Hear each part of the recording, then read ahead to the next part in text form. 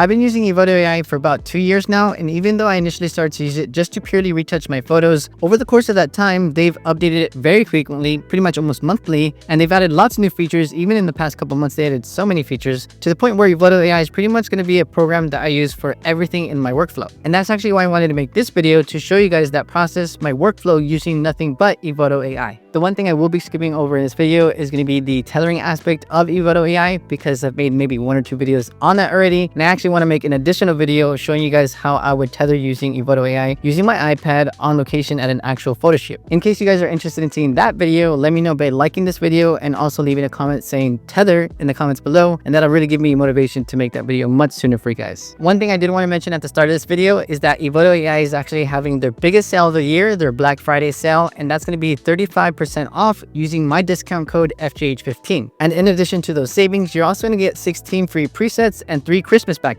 If you guys are undecided on whether you should start using Evoto AI, I would definitely recommend taking advantage of the free trial that it offers. And if you guys really do enjoy it, like I'm pretty sure is going to be the case, then again, you can use my code FGH15 to save up to 35%, get those 16 free presets, and also those 3 Christmas backdrops. And even if you guys currently do use Evoto AI, I would definitely recommend telling other people about this deal, because again, it is the best deal of the year from Evoto AI. Another awesome thing about Evoto AI is they're soon going to have an iPhone app, so in case you want to edit on the go, it's going to be perfect for that. But for now, let's go ahead and get started on how I use Evoto AI for my whole workflow. The very first step that I'm going to show you guys with my workflow using Evoto is going to be simply importing the photos into Evoto AI. That's going to be as simple as opening up their program, and then on the top left, you'll see a plus sign. You're going to click on that and then click on Create Project. Projects are going to be pretty much what you use to organize your photo shoots. You can actually see a lot of different projects going on in the background because I've done so many photo shoots using Evoto. I'm going to name this project Florida because I am going to be working on some photos that I created during a photo shoot that I was tethering at the workshop that I did in Orlando with Ray Alvarez. In case you guys want to tether at your photo shoots, you can see on the bottom here where it says tethered shooting. You're going to click on that. But again, for this video, I'm not going to be tethering, so I'm just going to click on import images / folders. And obviously on the bottom of that, you can actually see that you can import Lightroom catalogs. So I'm going to click on import images / folders. And now what you would do is navigate the folder that you want to open that has the photos that you want to use. So in this case, I've already done that. So I'm going to click on Command A, which is going to select all those photos and then click open. I could have just selected the folder and selected the entire folder. For some reason, my brain wants to just select all the photos in that folder and import them that way.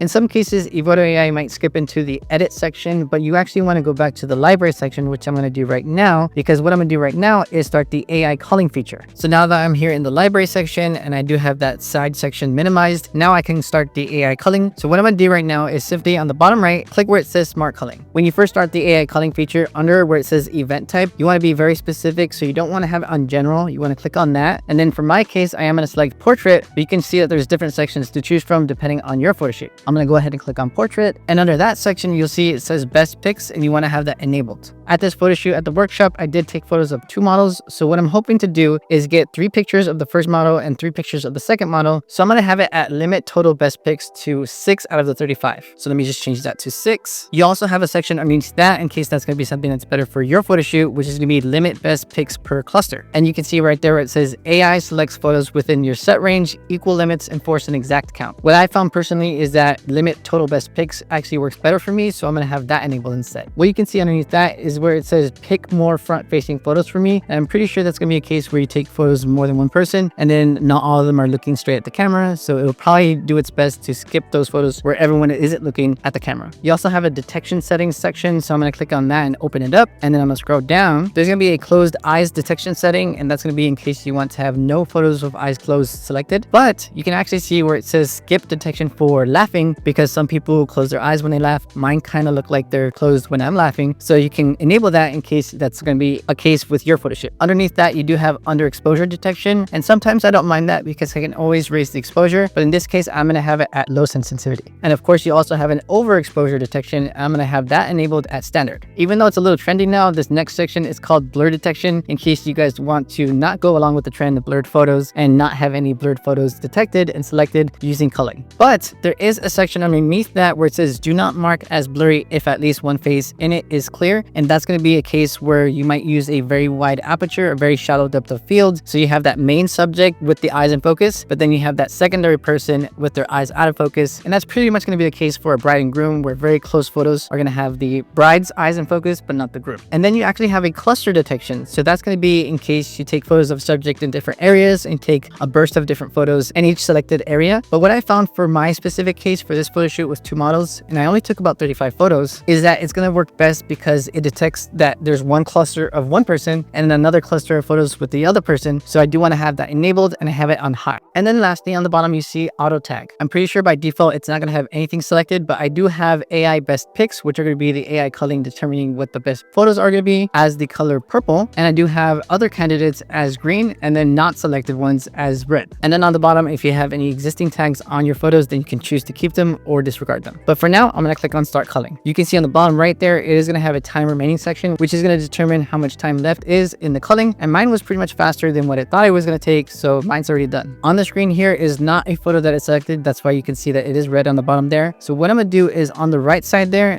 are going to be sections where you can create your own version of groups that are going to be picked, rejected, unlabeled. But I'm going to just minimize that section because I'm just going to let the AI culling do all the work. And you can actually see where it says AI best picks. I'm going to enable that. And then these 6 photos on the bottom there are going to be the photos that I determined are the best ones from the cluster of photos that I gave it. Here is the first model, 1, 2, 3, 4 photos. And in the second model, there's 1, 2 photos. Now that I've finished the AI culling aspect and I have my best photos selected, now I want to go on to the AI coloring. That's simply going to be color grading using the AI features in Evoto AI. Again, I'm currently in the library section, so now I want to go into the edit section. Right now I am in the retouching section, which has a shortcut of R. So I am going to go to the color adjustment section, which is a shortcut of E. I'm pretty sure by default, you will see just this one single panel here, but I want to open up the other one that we're going to work in. So I'm going to click on this top section right here, and you can see that there's an AI color adjustments, but I'm going to click on show on panels so you can see both of them together. This next feature is something really cool called multi-image color consistency. And basically what it's going to do is it's going to use AI to get the exposure and color of one photo and apply it to all the rest of the photos in case they're vastly different. I am going to just show you guys this example with 2 photos, but you can apply it to a big cluster of photos in case you want to deliver a lot of photos. As you can see on the screen here, this photo is pretty good in terms of exposure, but this one previous shot here is a little too hot. So I'm going to switch back to that first shot. And then what I'm going to do is I'm hold down shift and click on this one here so that both are selected. And now I'm going to go to the multi-image color consistency section and click on match. And now you can see a little bit of a breakdown of exactly what it's going to do. And then I'm going to click on apply. And now that it's done its job, let me show you exactly what it did. So again, this is the second shot that's correctly exposed. That first one was overexposed. So let me go back to that first shot now. And you can see that it's now properly exposed and the colors match more closely to that second shot. In case you guys don't believe me, here's going to be the before and the after. So you can see that it much more matches that second shot. I also want to go now into the AI style section because it's basically presets on steroids. So I'm going to go ahead and just click through different ones here. There's a gentle section, tone section, film section, and I think another section as well. But I'm just going to click through them and see exactly which one I kind of vibe with. And I think last time I tried this, I did like the Nile blue film section. So I do actually like the vibes of this one. I actually lean towards more warmer colors usually, but I do like the cool vibes of this AI style. So I'm going to keep this one. Another cool thing that you can do with Evoto AI is simply hit Command or Control C to copy all the different things that it's done so far on this image. Click on save. And now that it's copied, I'm going to go back to that first shot and click Command V. And now it's going to also apply that same color on that second shot to the first one. At this point, I do really like the colors. So now I just need to move into the next step, which is going to be the AI retouching. And like I mentioned before, the shortcut for that is going to be R. At this point, the photo is at 100%. So you're seeing it in its full resolution. On the top of the portrait retouching section, you're going to see where it says blemish removal. And that's going to have a lot of awesome features in there that I'll show you right now. There's a section on the top called face refinement, and I use this one all the time to remove acne. It says freckles and acne, but I always enable it to 100. And if there are freckles that I do want to keep, then I just take the freckle slider and bring it all the way down. You can click on this eye here to show you guys the before and after. So I'm gonna do that before and after. You also have a reduced face shine section, and my sister loves that. She doesn't like having her face look shiny, so I always apply it whenever I do photo shoots of my sister. I'm gonna go ahead and just bring that to 100 and see exactly what it did. And it did tone down a little bit of the exposure on the nose there, but not much else in this photo. There's also a dark circle section, which I think is going to eliminate this section right here, the little dark spot right there. So I'm going to bring this slider all the way to 100, and it did eliminate that little dark area in that spot right there. I tend to always make use of the lip wrinkles and flakes also, so I'm going to bring that to 100, and you can see it did a great job at smoothing those lips. There is a double chin feature which you can make use of where you have a heavy set subject that's very sensitive to how their double chin looks like. In this case, I'm not going to take advantage of that, but I do want to see how it looks like, so I'm going to bring it all the way to 100, and it did slim that front section right there, but I don't think it was anything too bad, so I'm going to just bring it back to 0. But in case it did work out for you and you want to adjust it, you can change the intensity and the shadow strength. In case you're working on somebody that has a lot of facial feature like a beard, there's a beard protection section there to kind of make sure that the AI retouching isn't affecting the beard. But of course, let's move on to the next sections. There is a facial wrinkle section, and I don't think this is something that I'm going to take advantage for this specific shot here, because I don't think that's going to be the case because she has very smooth skin. But in case you guys do want to take advantage of those features, there's a lot of them on the side there. Forehead wrinkles, 11 lines, eye wrinkles, nasal wrinkles, smile line, cheek wrinkles, marionette lines, and perioral wrinkles. I think that's something to do with the nose or eyes, but that's another thing there. And then the next section after that is body refinement, which I am going to take advantage of. So I'm going to just go to the legs over here, but I'm going to enable body blemishes to 100. And you can see that it did even the skin just a little bit. There is also a neck wrinkle section, which I'm not sure why it's all the way in the body. I feel like it can be right next to the double chin section, but again, it's over here in the body refinement section. But I don't need to use that for this specific photo, but I do tend to use it for photos of myself because I have some present neck wrinkles and other people as well. The very next feature underneath that, armpit touch-up, is something that I use for every single photo that I do that has an invisible armpit, because I just want to pretty it up and make it more pleasant to see for the clients, because they're more likely to get photos where it looks more pleasant. So I definitely take advantage of that feature. But again, for this photo, I don't have a visible armpit, so I'm not going to use that. And then you can see right here on the bottom, there is a skin retouching, and I'm going to open that up and show you guys what I use in that section. Underneath the first section called facial skin, you can see it says even parentheses dodge and burn, and you can raise that to 100, but sometimes I feel like it makes the skin look too smooth. So I'll show you guys that right now. I'm going to bring it all the way up to 100, and it did smooth out the skin a little too much. So usually I'll have that either at a very low opacity or just have it disabled like I have it right now at 0. And then I'll just go on to the next feature, which I do like a lot more. That is going to be the sculpt parentheses dodge and burn section, and I'm going to bring it all the way to 100. And you can see that it did darken the face around the edges and it gave it more definition. And I really do like that. Sometimes I'll have it at 100, sometimes I'll have it at lower at like 60. And in this case, I feel like it's going to be better around 60, 68. In case you guys want to see it before and after, here is the before, and then here's the after. If the subject has very rough skin, which is in the case for this photo, you do want to enable frequency separation, and that'll help even out the skin and make it more smooth looking. I'm going to skip that for this photo, and you can see as I scroll down, you can see there's skin softening section, which again, I don't really need for this photo. And then you can see there's a body skin section, and I am going to use that. Now that I'm here back at the legs, I do want to show you guys how it looks like when I make the even parentheses dodge and burn all the way to 100. It did do a little job there, but what's really going to shine is the frequency separation section that I am going to put all the way to 100. And you can see that I really softened up those legs in a nice way where there's still texture. And since I already like how it looks like, I'm not going to enable skin softening. There are some other sections here where you can make the skin more matte, more satin, more dewy. You can adjust the glossiness, the texture, and the clarity. And you can also see there's a skin tone section, which is going to be good for unifying the colors of the face. And I do want to show you guys a quick example of that. So I'm going to bring it all the way to 100. And you can see that it did kind of make the face a lot more neutral color. I don't really like this feature at 100% because I feel like it looks a little too flat. Real skin does have actually different color temperatures, different kind of colors in the skin. So I usually have it at a lower like 50 to 60. I don't really go to 100. For this specific photo, I'm going to have it at 28. There's also an AI unified body complexion, and that's going to unify the color of the body, like the legs and the hands. But again, I don't feel like it's necessary for this specific shot, so I'm going to skip that. You also have a unified body complexion, which the definition for Evoto AI is there on the screen, so you guys can pause and read that. But basically, it's a feature that I don't really take advantage of, so I'm going to skip it. And then you also have some other features like selecting the skin tone. If in case you want to adjust the skin tone a little bit, change the temperature, the tint, you can make the skin a little bit more brighter in terms of radiance, but I feel like it's already borderline overexposed in this case, so I'm not going to enable that. And then you can add a little bit of rosy complexion using that slider right there, which is called rosy complexion. I'm going to skip that and go to the next section, which I use all the time, which is going to be the hair section. So I'm going to open that and show you guys exactly what I do with the hair section. Sometimes you'll have a part line that's very visible. There's like a little gap of hair between the hair parts. So that would be a good feature to enable. But in this case, you don't have that issue going on. You might have it a little bit right there. So I'm going to see what it does. And it did do a good job of darkening that section, but it made it a little too dark on the forehead. So I'll just reduce it to like 28. You can change the top of the hair volume. You can change the side of the hair volume, and you can also change the hairline, but I'm not going to do that for this photo. But what I am going to do is where it says hair perfection, I always